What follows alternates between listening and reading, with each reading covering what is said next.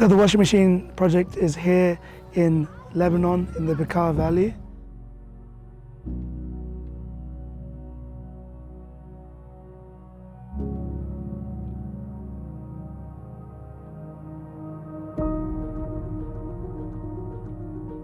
The burden of hand washing clothes is disproportionately placed on women, and it consumes so much time, so much effort, and it's such a burden for these people.